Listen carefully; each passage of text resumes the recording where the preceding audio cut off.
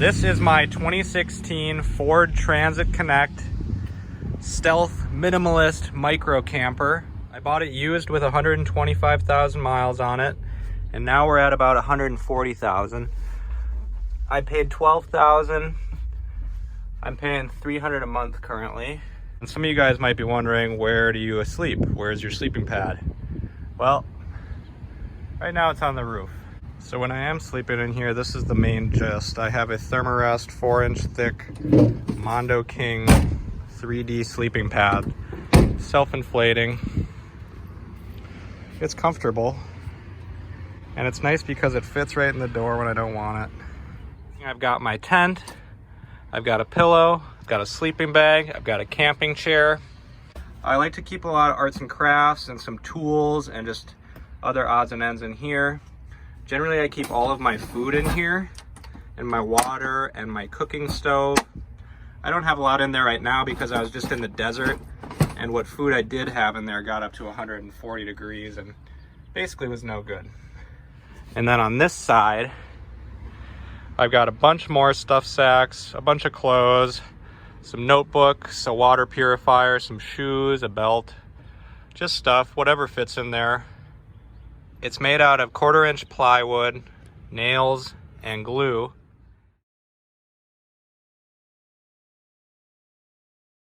For lighting, as you can see, I've got these string lights. These have sort of caused me a pain just because the connection between the battery and the wires broke and I had to resolder it. But it's sort of a slick system that I just use Velcro and a battery bank, and the lights are 5 volts. And they look nice. Alternatively, I have 3 of these puck lights, and those are different colors and they can strobe back and forth. These aren't very bright, but it's sort of cool mood lighting.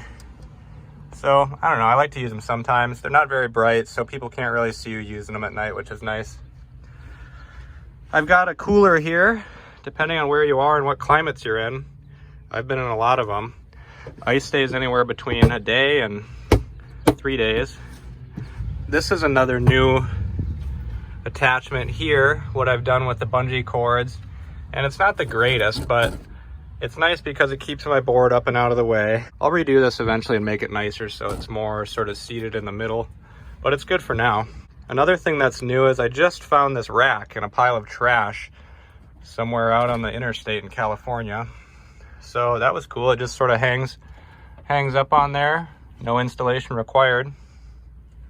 The passageway, on the other hand, did require installation, and I actually had to cut everything. I put on the rubber tubing.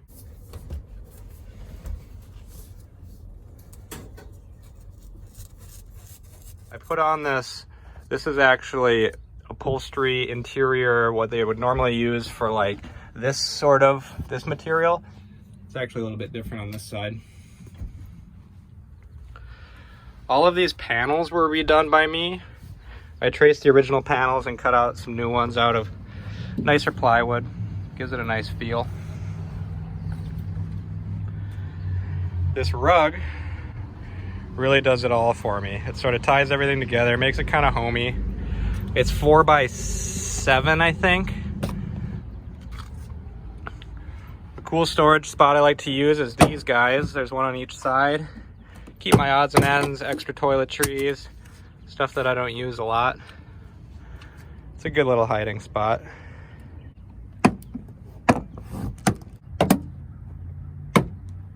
You've got storage, storage. This is the first rack that I built, and it's nice because it's additional storage that keeps my backpack off the ground. I can still put stuff under there. I keep my window covers back behind here. These I just made out of cardboard and bought some nice fabric on one side, and the other side is black vinyl. So they just pop in the window like that.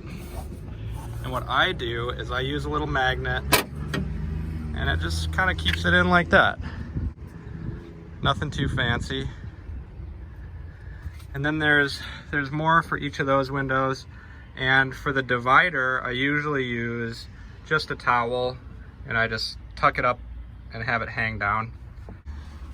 This is a little tribute to what I had before I made the nice shelving unit. I used to have these cool sound panels. They didn't really do much as far as sound, but I sort of just thought that they looked cool.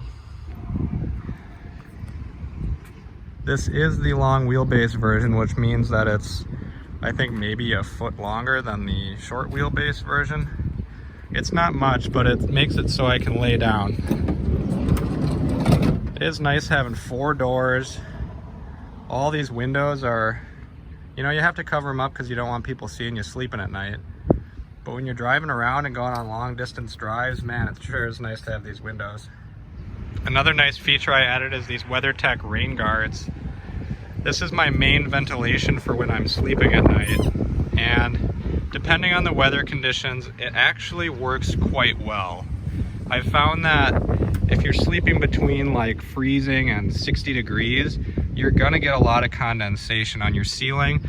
And what you wanna do is get air to move across this so that the moisture doesn't condense. And I was playing with the idea of cutting a hole like everybody else does and putting a fan in there. But I've really managed to slip by without doing it. So I keep my windows cracked, and sometimes, like in San Francisco, it was windy enough where the wind would push through my van, and that was enough to keep the moisture from condensing.